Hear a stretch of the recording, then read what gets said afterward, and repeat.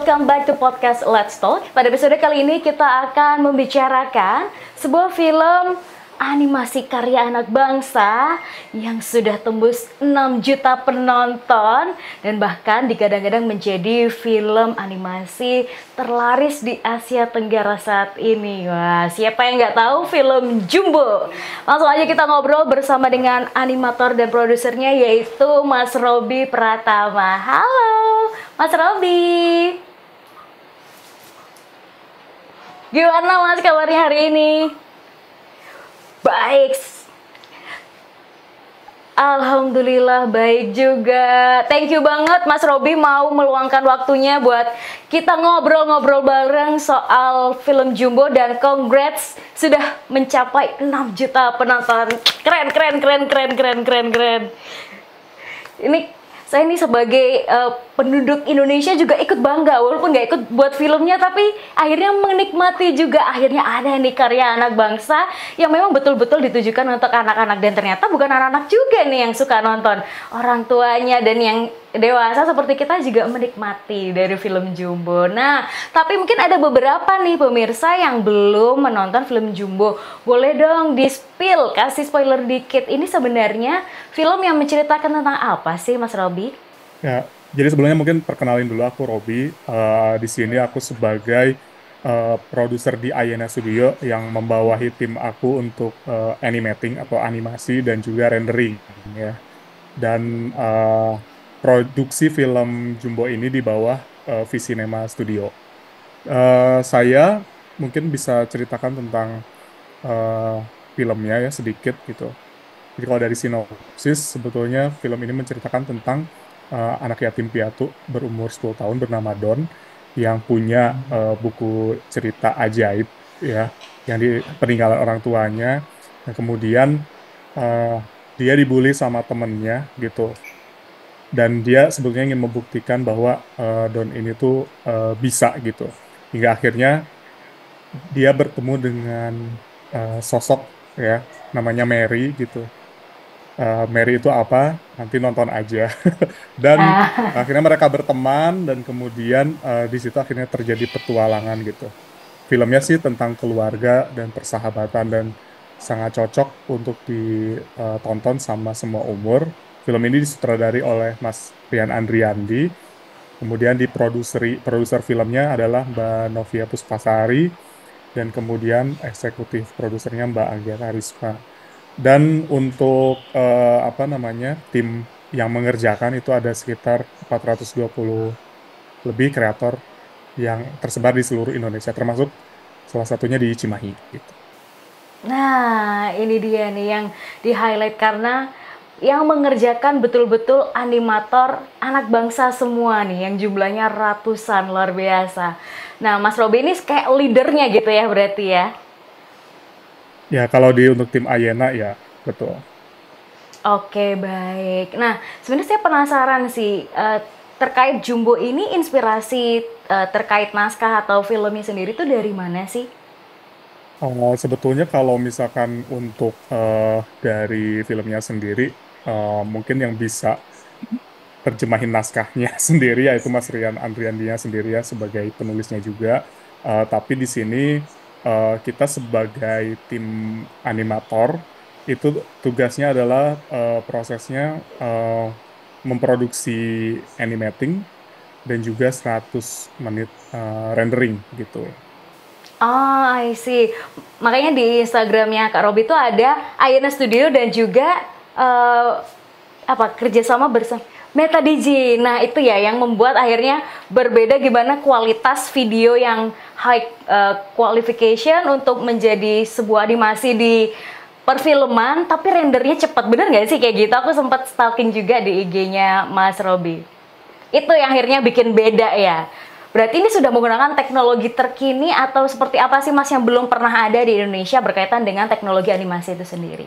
Ya, sebetulnya kalau misalkan bicara teknologi itu, eh, kalau di Indonesia kan memang udah eh, cukup sebetulnya tertinggal juga ya dibandingkan luar gitu. Khusus misalkan kayak film animasi, banyak juga yang skeptis atau nggak percaya bahwa ya kita tuh bisa bikin film yang kualitasnya mendekati atau sama bagusnya lah, atau bisa dinikmati, yang penting ya ceritanya sama banyak orang gitu. Nah, tapi mungkin di sini juga sebagai ajang pembuktian bahwa kita itu bisa menghasilkan kualitas yang juga bisa dinikmati gitu, bisa lebih baik dari yang udah ada, dan lebih terpenting adalah kayak pembuktian sih gitu bahwa animasi Indonesia tuh punya tempat gitu di penonton gitu, sehingga ya itu tadi kayak teknologi dan lain sebagainya itu mengikuti prosesnya gitu. Dan terbukti betul dengan adanya film Jumbo ini memang betul-betul layak untuk dinikmati. Nah, gimana sih proses awalnya tim dari Mas Robi bisa bergabung menjadi bagian yang mengerjakan film Jumbo ini? Oke, jadi prosesnya itu memang kalau misalkan teman-teman baca di artikel gitu ya, di manapun di media juga, bahwa film ini tuh diproduksinya hampir 5 tahun ya. Hmm. Eh, Waktu itu kita, eh, kalau saya sih dulu ingat banget tahun 2020 itu sekitaran bulan April ya, setahu saya, atau pertengahan tahun itu memang dihubungi langsung sama sutradaranya untuk bisa dimintai bantuan untuk bisa mengerjakan sebuah project. Pada saat itu memang belum di-spill judul dan sebagainya karena memang masih proses development gitu. Namun eh, ya kita baru bergabung di kurang lebih 2 tahun terakhir. Eh, Oh. ya kurang lebih, karena kan proses bikin film itu kayak mulai dari praproduksi skenario ya, Hmm. dari mulai penciptaan skenario, penciptaan aset, penciptaan sistem, kemudian eh, lanjut ke produksi animatingnya, terus kemudian ada di post pro. Nah, kalau kita itu ada di proses produksi, jadi proses produksi dan pasca produksi gitu. Proses produksinya itu ada di ranah animatingnya, menggerakkan karakter-karakternya gitu, dan kawan-kawan. Kemudian kalau rendering itu dengan dari total 100 menit lebih itu semuanya dikerjakan di tim uh, Metadigi gitu. Jadi Ayana Studio dan Metadigi yang terlibat gitu. Dan Oke. untuk bisa dapetin itu juga melalui serangkaian apa tes ya, karena kan memang tantangannya adalah gimana bisa menghasilkan kualitas apa animasi yang bagus gitu, kemudian bagaimana kita bisa deliver eh, apa hasil render yang bisa cepat gitu, bisa sesuai gitu.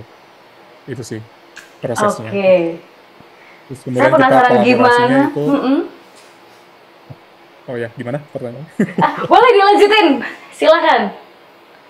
Ya, jadi kita proses kolaborasinya itu karena nggak ada di satu tempat gitu ya. Mm-mm. Jadi kita secara online sih, apalagi pada saat itu proses itu Oh. dilakukan ketika pandemi. Wow. Nah, ini menarik sekali. Saat pandemi mungkin kebanyakan orang akhirnya tidak banyak melakukan aktivitas, tapi timnya Mas Robi malah sibuk gitu ya dengan proyek yang masih rahasia di saat itu. Itu gimana tuh perasaannya ngerjain proyek yang akhirnya di tahun 2025 jadi boom besar sekali? Sempat kepikirankah waktu awal bergabung sampai akhirnya sekarang melihat hasil yang berbuah manis?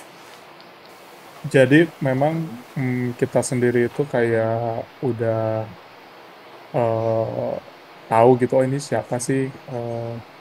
Karena kan dokumen praproduksi itu udah kita terima ya, bahwa oh ternyata kita ngerjain film dengan judul A, B, C gitu. Terus kita bekerja sama dengan juga cast-cast yang oh ternyata eh, kayak artis papan atas gitu ya, yang ternyata kita juga ngedevelopin itu bagian dari mimpi juga gitu, sehingga kayak excited lah gitu ya untuk bisa eh, nggak bilang gitu ya terkait project ini, tapi pas udah jadi hasilnya kayak ya memuaskan ya, bahkan itu di luar ekspektasi juga sutradaranya gitu.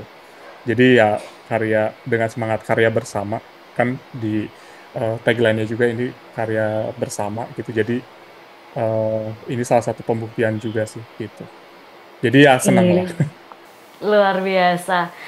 Berawal dari mimpi para kreator lokal, akhirnya jadi mimpi anak Indonesia semuanya nih ya, karena akhirnya membuktikan bahwa Indonesia juga bisa loh ternyata, bahkan bisa menjadi yang terlaris se-Asia Tenggara nih. Ini benar nggak sih Mas beritanya? Ya betul, karena kan seperti kita tahu bahwa film yang tayang di Asia Tenggara itu kita saingannya dengan film-film Disney ya.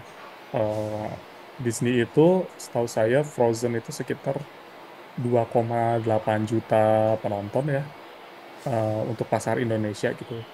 Dan ternyata film lokalnya malah justru lebih banyak penontonnya, itu hampir udah sekarang 6 juta, bahkan mungkin jalan ke angka 7 juta dan seterusnya gitu ya. Ikut Sehingga merinding ngeri.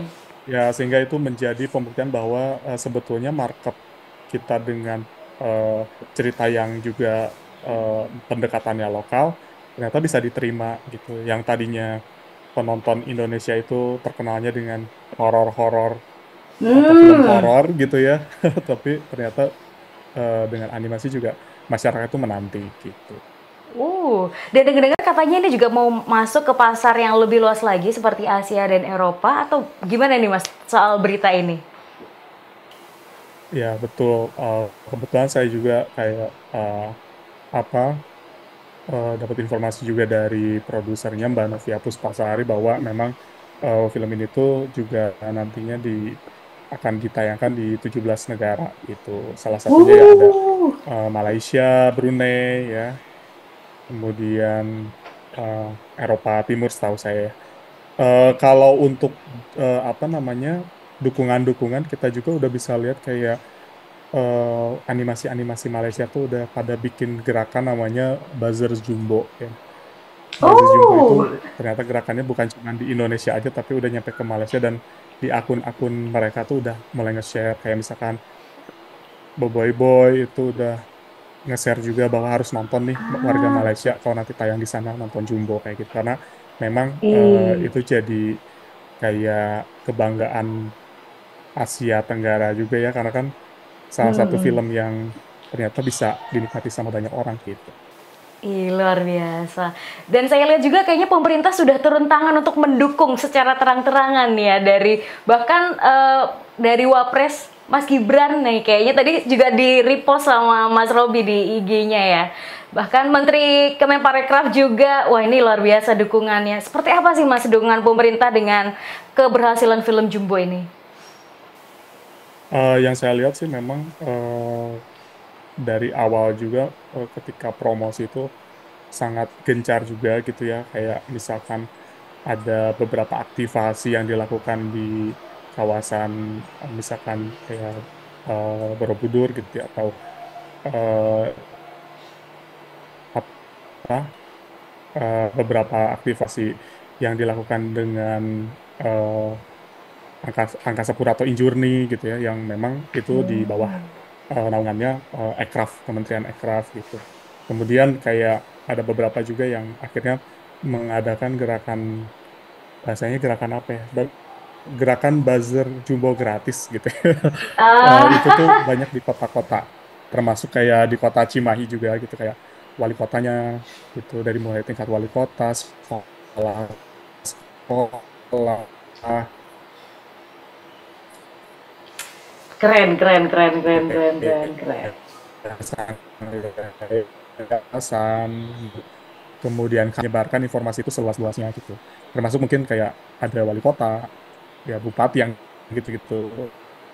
Itu juga akhirnya Oke. kayak gerakan bawah, dari bawah ke atas, grassroots-nya tuh sangat besar gitu. Sehingga akhirnya banyak penonton ya gitu.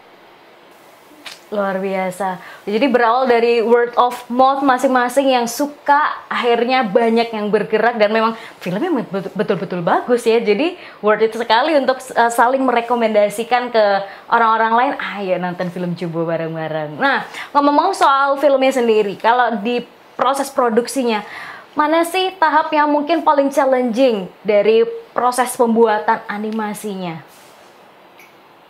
Oke, kalau di animasi itu memang kayak khususnya yang handle animasi di tim Ayana tuh apa namanya, kita harus dihadapkan dengan pertama kualitas yang emang lebih tinggi gitu ya. Kemudian gimana caranya juga kalau misalkan di tahapan rendering itu kita harus bisa deliver eh, jutaan gambar ya gitu, karena bisa dibayangkan bahwa satu detiknya atau satu frame-nya aja untuk bisa menghasilkan gambar jumbo itu kayak ada 8 layer, dan satu layernya itu membutuhkan image processingnya itu kurang lebih 8 menit.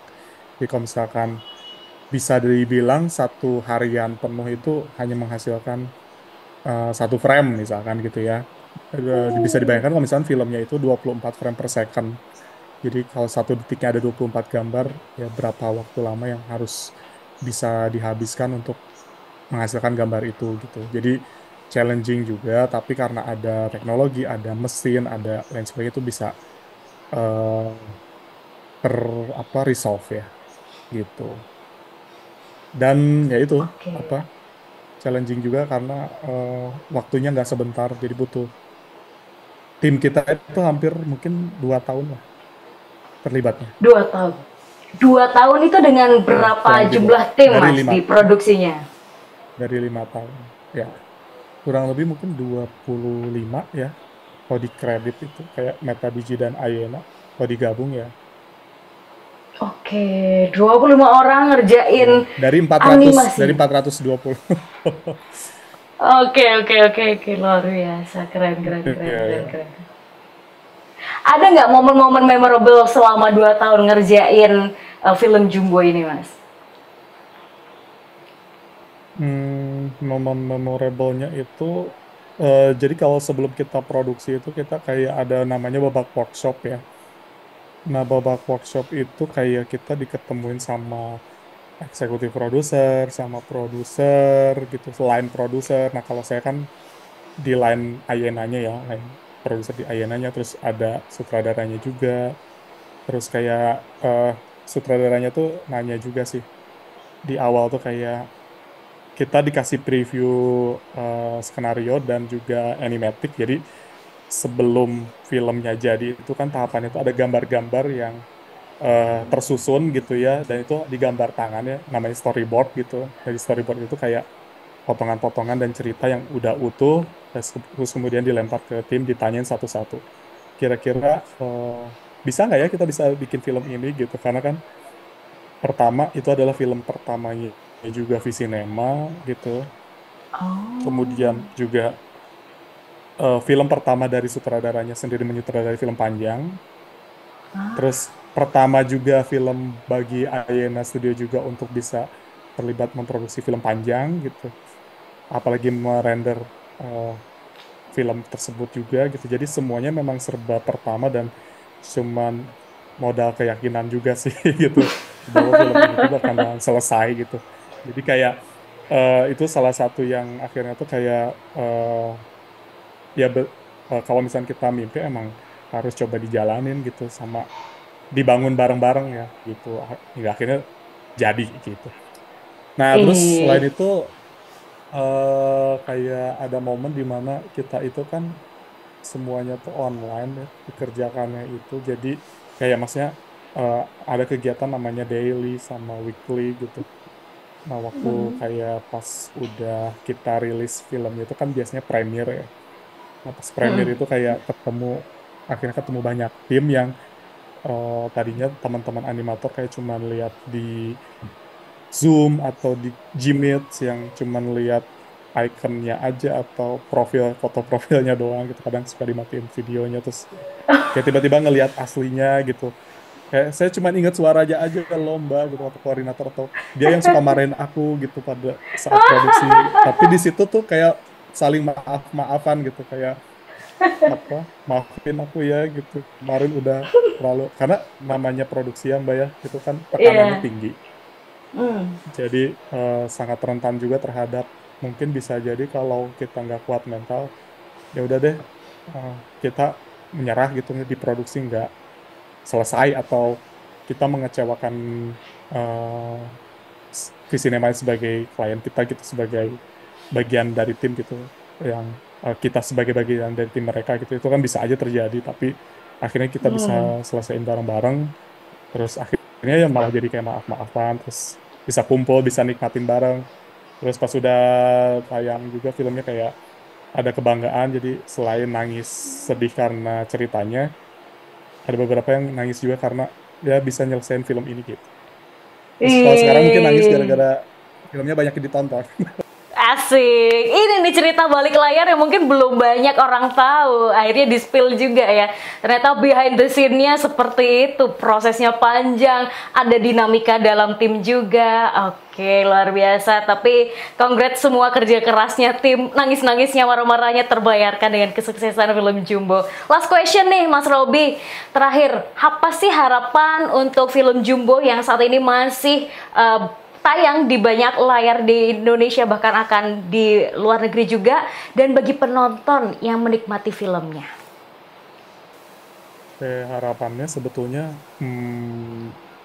mungkin khusus kepada filmnya bisa terus masuk ke, sekarang kan kalau nggak salah udah 6 besar film terlaris sepanjang masa gitu.